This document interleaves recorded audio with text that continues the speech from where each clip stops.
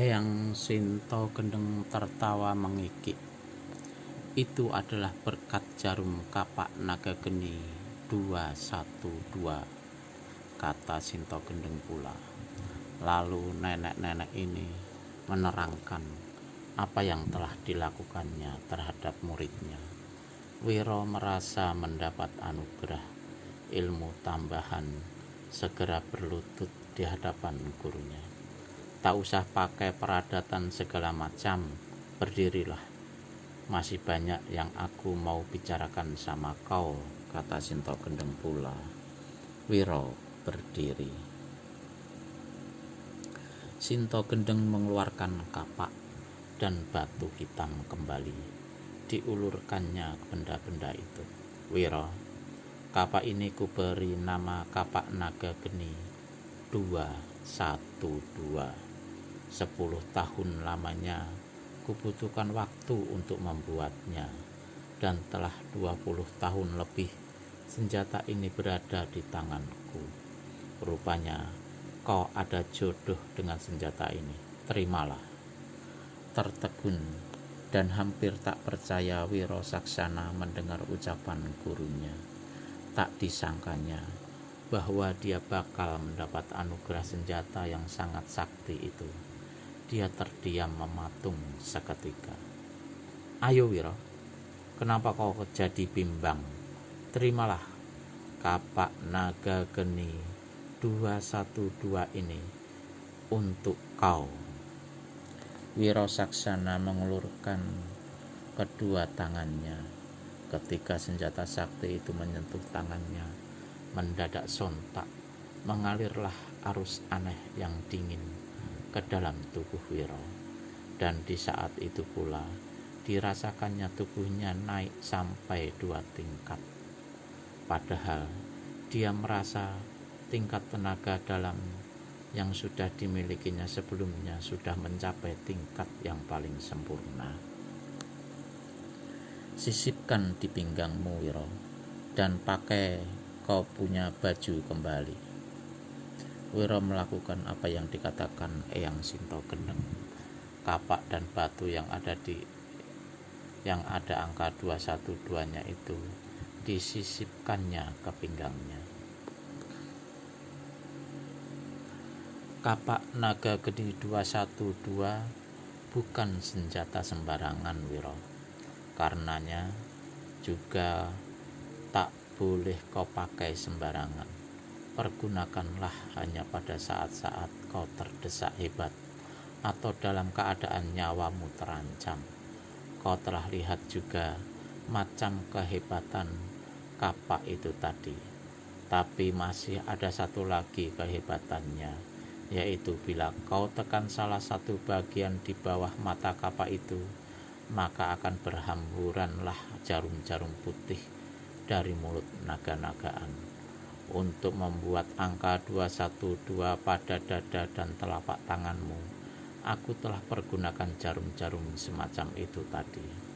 Cuma jarum-jarum tadi telah kuisi dengan sejenis racun yang hebat, sehingga tubuhmu akan kebal terhadap segala racun, apapun juga.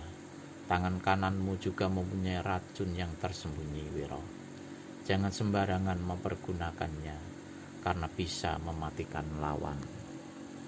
Wiro Saksana hendak berlutut lagi, tapi segera dibentak oleh gurunya. Terima kasih Eyang, terima kasih, kata pemuda itu. Eyang Sinto Gendeng hanya keluarkan suara tertawa. Digaruk-garuknya kepalanya yang berambut jarang dan yang kini hanya ditancapi 2 buah tusuk gundai. Kemudian mulailah dia untuk ketiga kalinya menyanyikan lagu tadi, Pitulas Tahun Wus Katilar.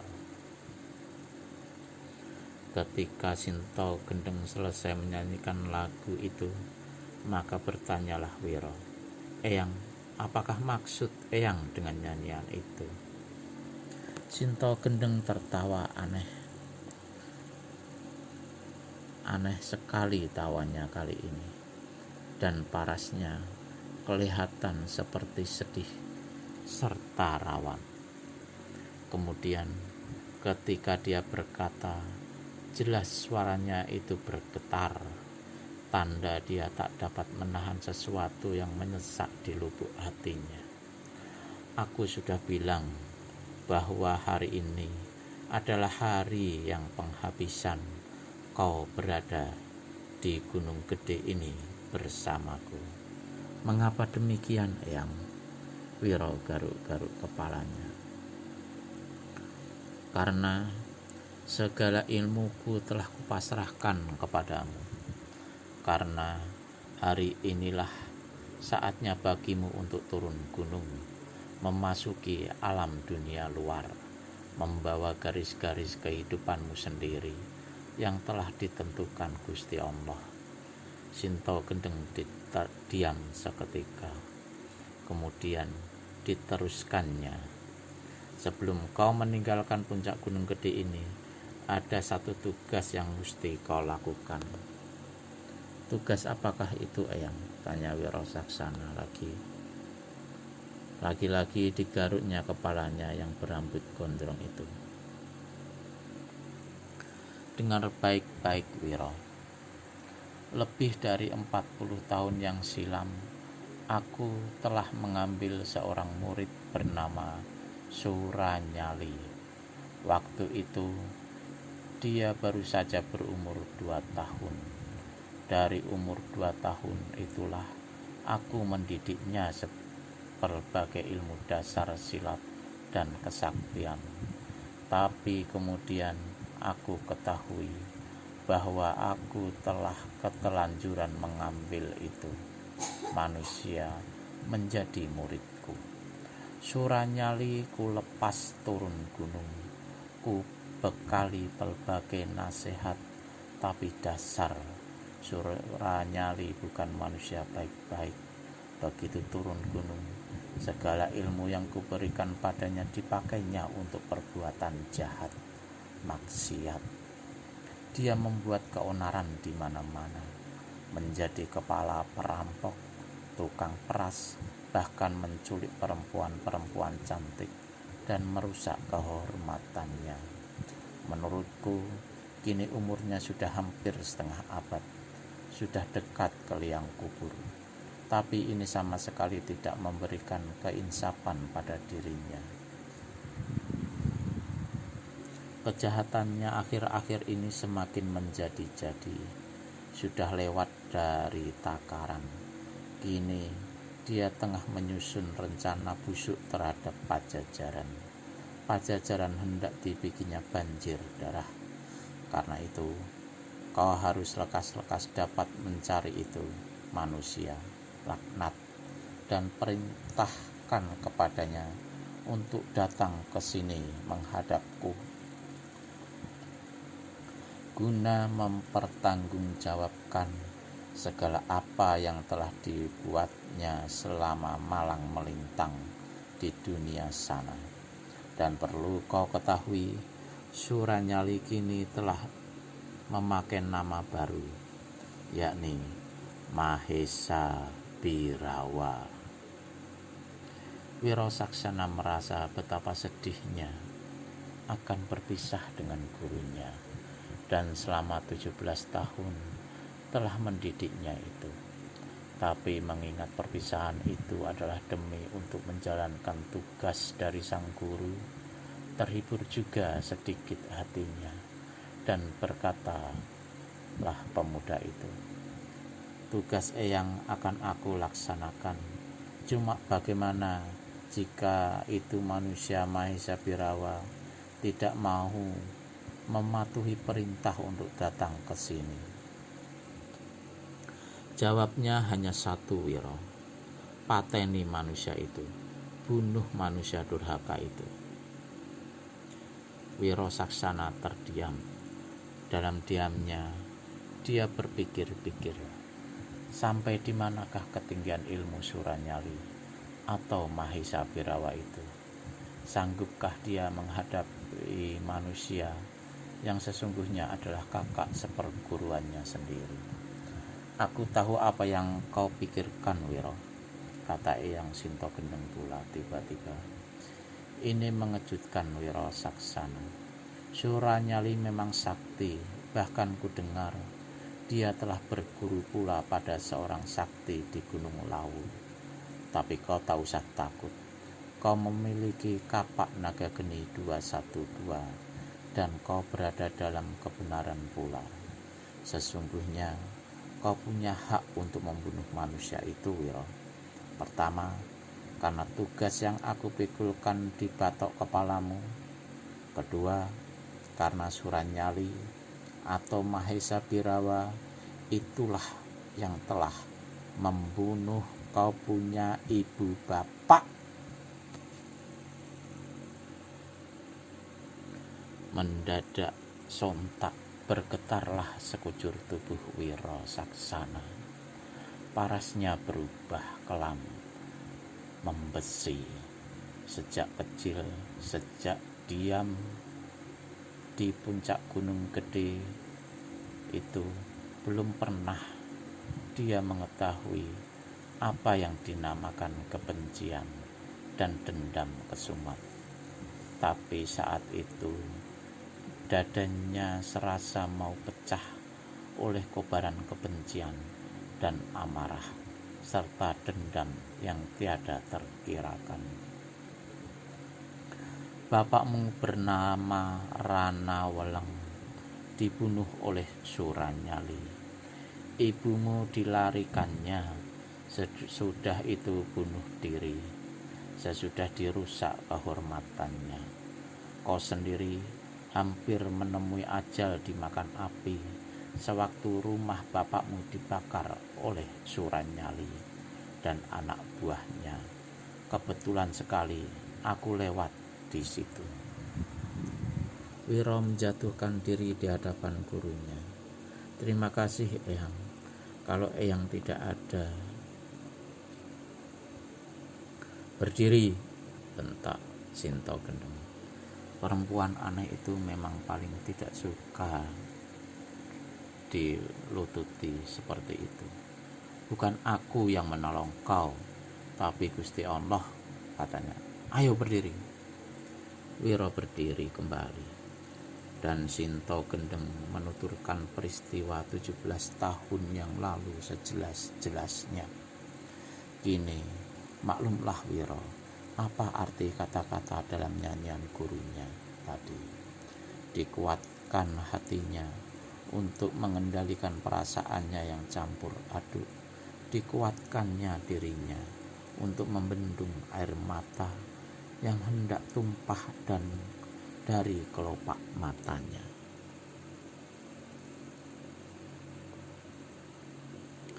Eyang, desis Wiro Saksana.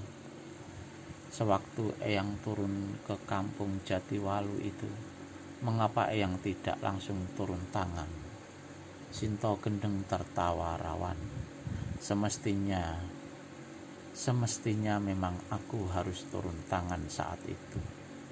Tapi ketika aku tahu bahwa Rana Weleng bapakmu mempunyai seorang anak, maka aku mempunyai pikiran lain. Kalau ku pelihara anak itu dan ku didik ilmu silat serta kesaktian, maka jika sudah besar, dia lebih mempunyai hak dariku untuk menamatkan riwayat Suranyali alias Mahesa Birawa. Kalau tidak, percuma saja aku ajarkan kepadamu bahwa kehidupan di dunia ini tersimpul dalam 3 barisan angka 212. Bukankah setiap budi ada balas? Setiap kejahatan ada pembalasannya. Tuhan telah menolongmu, berarti itu angka 1. Suranyali membunuh orang tuamu, berarti itu angka 2, Wiro. Jangan sekali-sekali kau lupakan. Menurut Eyang, apakah manusia keparat itu masih ada di kampung Jatiwalu bersama anak-anak buahnya? Tak dapat kupastikan, Wiro. Itu tugasmu untuk menyelidik. aku tahu ialah bahwa manusia itu hendak membuat Pajajaran banjir darah. Karenanya seret dia ke sini sebelum hal itu terjadi. Dan kalau dia tidak mau, pateni saja. Sunyi. Selang beberapa lamanya, kedua orang itu tenggelam dalam alam pikiran masing-masing. Kau akan segera berangkat, Wiro.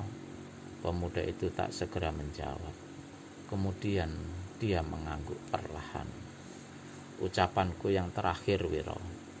Mulai saat kau turun gunung ini, pakailah nama Wiro Sableng. Itu lebih baik bagi kau. Gurunya Gendeng, muridnya Sableng. Dan habis berkata demikian, si nenek tua ini tertawa mengekik lama dan panjang. Namun tertawa itu hanyalah untuk menyembunyikan hati yang rawan, sedih, untuk membendung air mata yang hendak tumpah keluar. Eyang, kapan kita bisa bertemu lagi? Tanya Wiro. Sang guru hentikan tertawanya. Selama langit masih biru, selama hutan masih hijau, selama air sungai masih mengalir ke laut, kita pasti bertemu lagi, Wiro Sableng.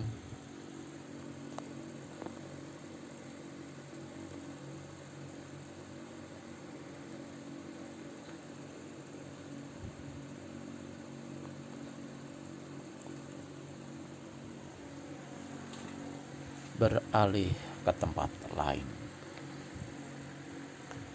Kedai nasi itu cukup besar, tapi saat itu pengunjungnya cuma beberapa orang. Wiro Sableng meneguk air liurnya. Dia tak punya banyak uang, tapi perutnya perih dan lapar. Tenggorokannya kering dahaga. Akhirnya dia masuk juga ke dalam kedai itu. Wiro duduk di satu sudut. Kursi-kursi dan meja lengket oleh debu. Tapi pemuda rambut gondrong ini terus saja duduk seenaknya, tanpa mengacuhkan debu itu. Seorang laki-laki tua ubanan datang mendekatinya. Dia adalah pemilik kedai. Makan, nak, tegurnya. Wiro mengangguk. Tapi jangan mahal-mahal. Aku tak punya banyak uang, kata Wiro Sableng terus terang. Pemilik kedai itu kerutkan kening. Selama dia membuka kedai di Jatiwalu itu, baru hari ini ada seorang tamu yang datang di kedainya dan berkata seperti itu. Matanya meneliti Wiro Sableng dari rambutnya yang gondrong sampai ke kakinya yang berdebu. Kau tentu seorang pendatang, katanya.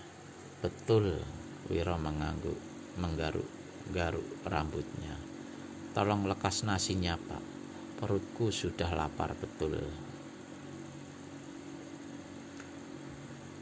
Orang kedai itu segera mengambilkan sepiring nasi dan segelas air, lalu diletakkannya di atas meja di hadapan Wiro.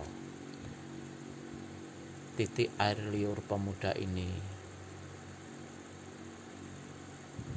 selama 17 tahun di puncak Gunung Gede, dia hanya kenal nasi merah dan sayur. Kini menghadapi nasi putih dan ikan serta gulai yang lezat, maka lahaplah makan Wiro. Keringat memercik di kulit mukanya. Kemudian diteguknya air. Pada saat dia mengusapi perutnya yang buncit keras itu, maka masuklah 4 orang laki-laki. Semuanya berpakaian serba hitam, memakai golok di pinggang, Tampang-tampang mereka sungguh tak sedap dipandang. Mereka masuk dan duduk dengan seenaknya. Keempatnya memelihara berewok. Pemilik kedai melihat kehadiran keempat orang ini dengan cepat datang melayani. Agaknya keempat manusia ini pastilah orang-orang penting juga. Tak lama kemudian, maka dihidangkanlah makanan yang lezat-lezat di atas meja. Tuak murni pun diletakkan dalam sebuah bumbung bambu berikut 4 buah gelas yang juga dari bambu. Keempat orang itu makan dengan angkat kaki. Suara celepak-celepak mulut mereka terdengar sampai ke tempat Wiro Sableng duduk. Tapi tentu saja pemuda ini tak mau ambil peduli. Meski begitu, menyiplak sampai sekeras geledek pun dia tak akan ambil pusing. Wiro Sableng melambaikan tangan memanggil pemilik kedai. "Berapa mesti bayar?" tanya Wiro. Orang kedai itu menyebut jumlah uang yang mesti dibayar Wiro. "Waduh, mahal sekali," keluh Wiro.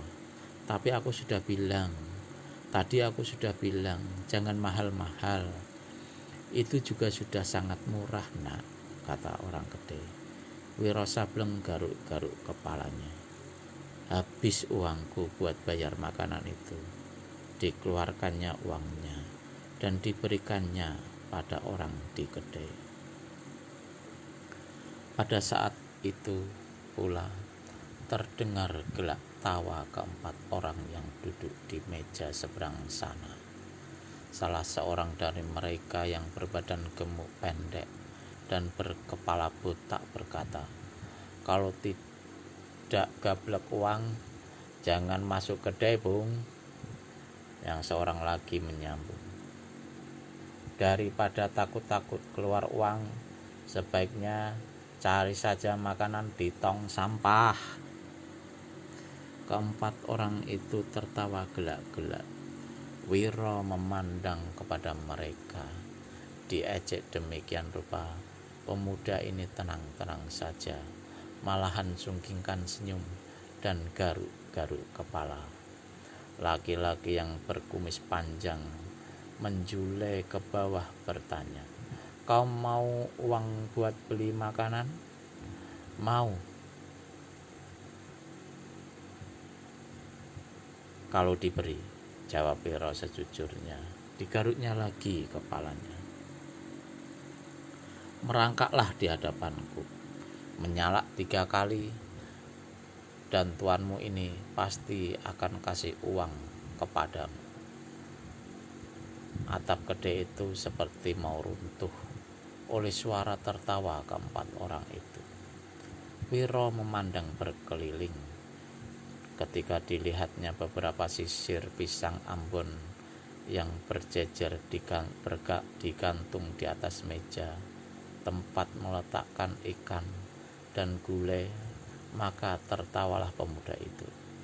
Mula-mula perlahan, tapi makin lama makin keras, dan dia melangkah mendekati deretan pisang itu. Dikeluarkannya sisa seluruh uangnya yang masih ada, yang tak seberapa, tapi cukup untuk membeli sesisir pisang. "Aku beli pisangmu, Pak," kata Wiro. Diturunkannya sesisir sambil melangkah ke pintu. Dipotesnya sekaligus 4 buah pisang. Dia melangkah juga ke pintu, sementara di belakangnya masih terdengar suara gelak tawa keempat orang tadi. Tiba-tiba, hampir tak kelihatan saking cepatnya, dan tanpa berpaling sama sekali, Wiro Sableng gerakkan tangan kanannya. 4 buah pisang meluncur lewat bahunya. Di belakangnya, suara tertawa keempat orang tadi mendadak sontak berhenti, berganti dengan suara-suara tercekik. keempat buah pisang itu telah jeblos ke dalam mulut 4 manusia berpakaian hitam-hitam itu. Jangankan untuk tertawa, bernapas pun mereka sudah megap-megap.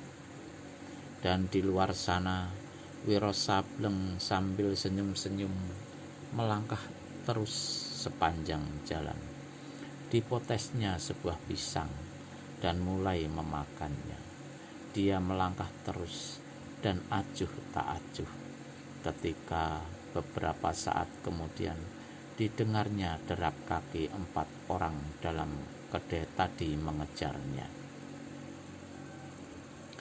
"Bikin mampus saja sama kawan-kawan," teriak salah seorang pengejar. "Berani kurang ajar sama kita orang, cincang sampai lumat," kata yang berbadan paling tinggi. Wiro Sableng terus juga melangkah enak-enak. Cuma sekali-sekali tangan kanannya dilambaikannya ke belakang untuk melemparkan kulit-kulit pisang yang dimakannya.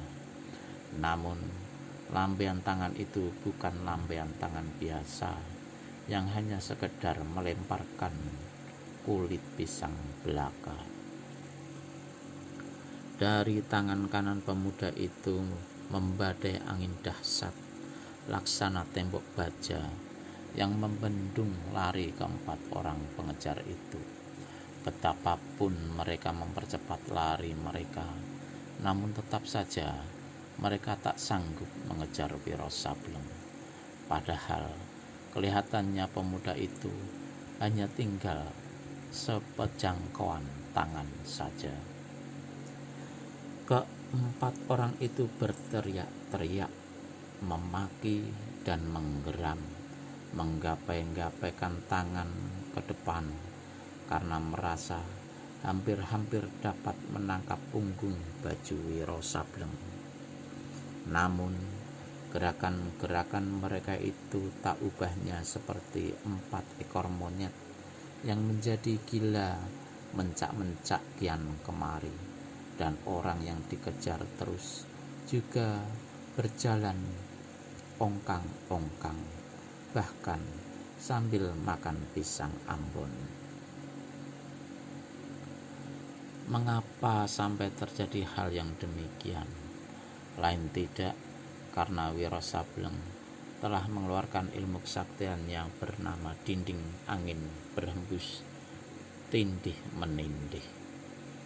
"Gila betul," teriak laki-laki tinggi jangkung yang lari paling depan. Namanya Bergolawungu. Dialah yang menjadi pemimpin dari 3 orang lainnya, dan dialah yang memiliki ilmu paling tinggi. Dengan sangat geram, sambil lari dicabutnya sebilah belati dari pinggangnya dan dilemparnya ke arah punggung Wiro Sableng. Tapi anehnya, pisau itu melesat kembali, berbalik menyerang Bergolawungu.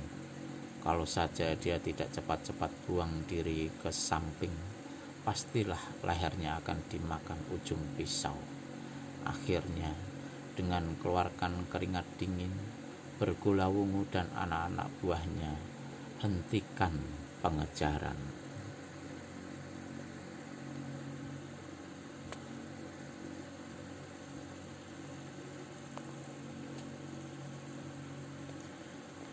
Baru hari ini Bergolawungu serta anak-anak buahnya menghadapi kejadian seperti itu.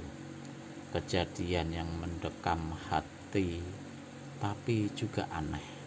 Tak bisa mereka mengerti.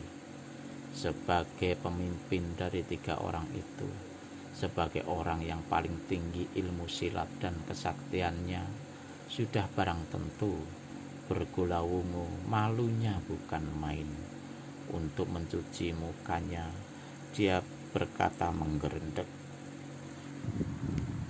"Kalau bangsat itu bukannya manusia siluman, pastilah dia iblis bermuka manusia."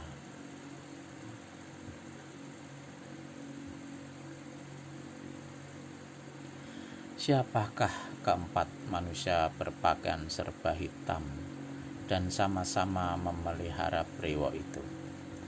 Mereka menamakan diri 4 brewok dari Gua Sanggrek dengan Bergolawungu sebagai pimpinannya. Mereka tak lain adalah komplotan rampok yang malang melintang sepanjang sungai Cimandilu yang terkenal keganasannya di daerah sekitar situ. Dulunya Bergolawungu adalah turunan orang baik-baik yang ayahnya mati di tangan Kali Ngundil, kepala rampok yang malang melintang dan bersarang di kampung Jatiwalu.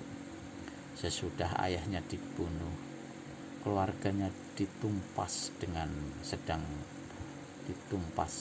sedang keganasan Kali Ngundil dan 3 orang anak buahnya semakin menjadi-jadi melanda Jatiwalu.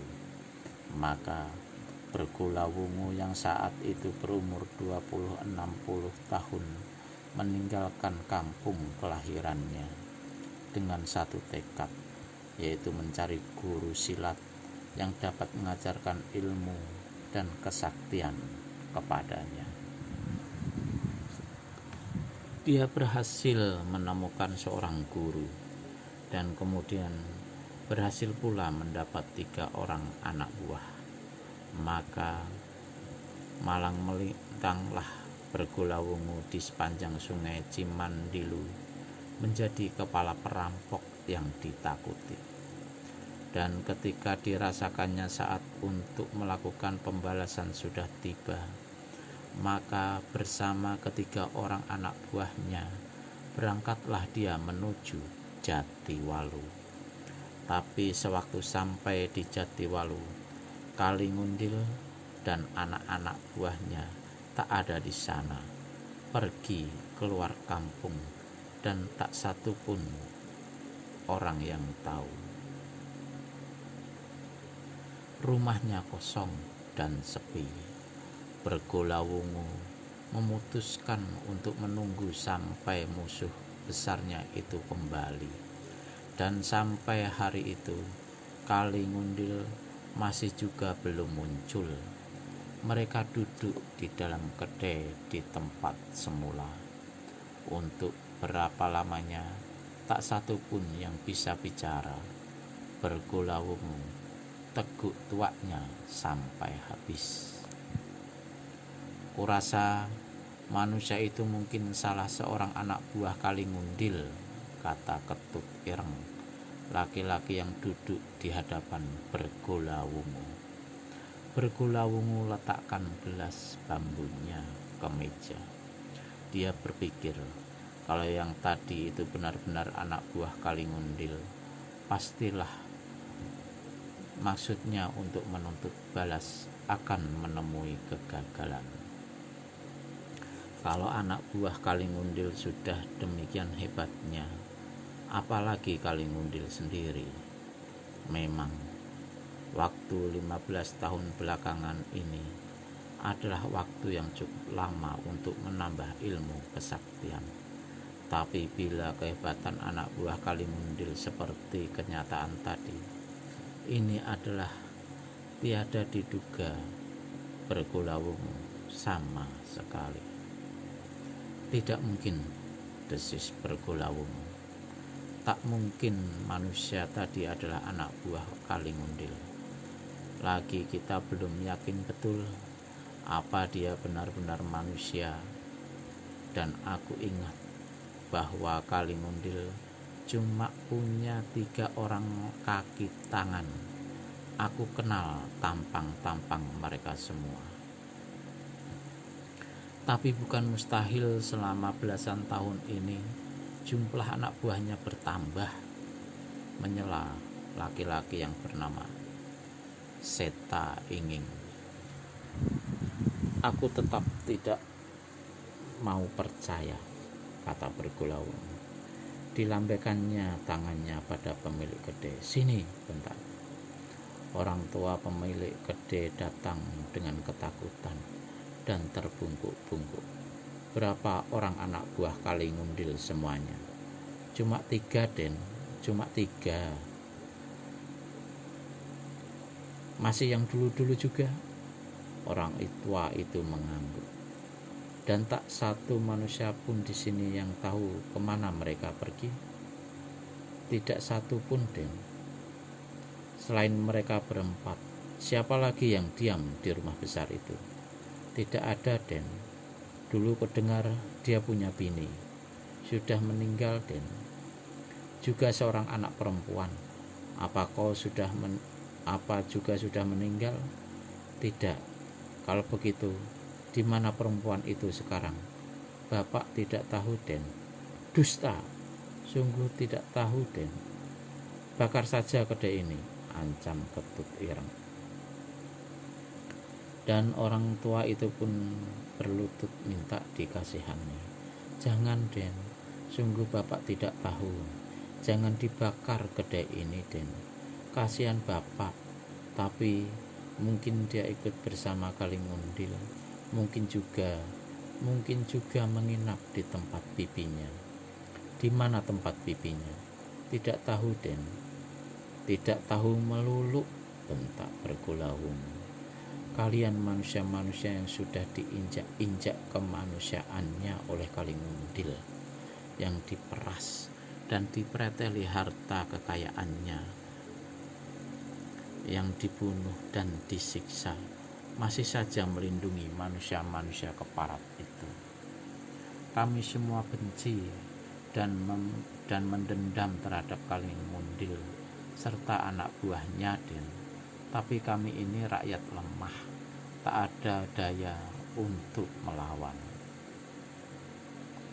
Kalian bukan lemah, tapi bodoh dan pengecut, bentak Ketut Ireng.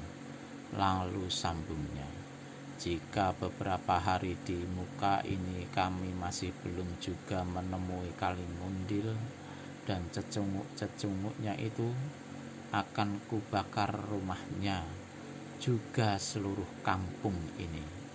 Oh, jangan, Den. Jangan, Den.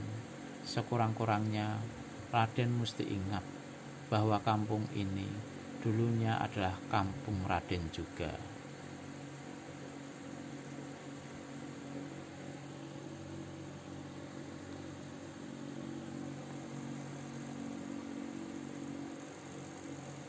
Dulu, kata Bergulawung, tapi sesudah bapakku dibunuh dan keluargaku ditumpas, kampung ini bukan kampungku lagi.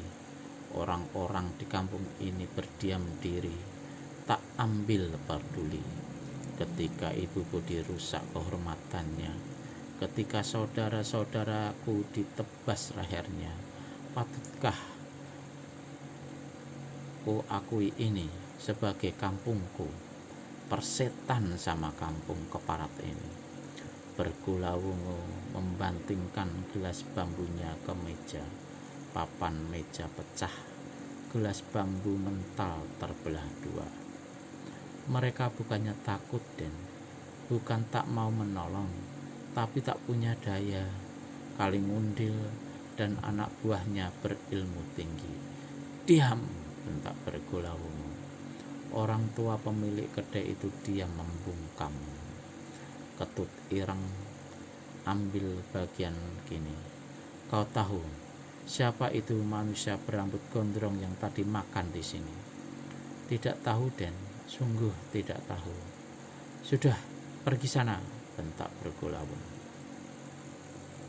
Orang tua itu berlalu dengan cepat. Tak lama kemudian, Bergulawung dan ketiga anak buahnya meninggalkan kedai tanpa membayar 1 sen pun atas apa yang telah mereka makan dan mereka minum.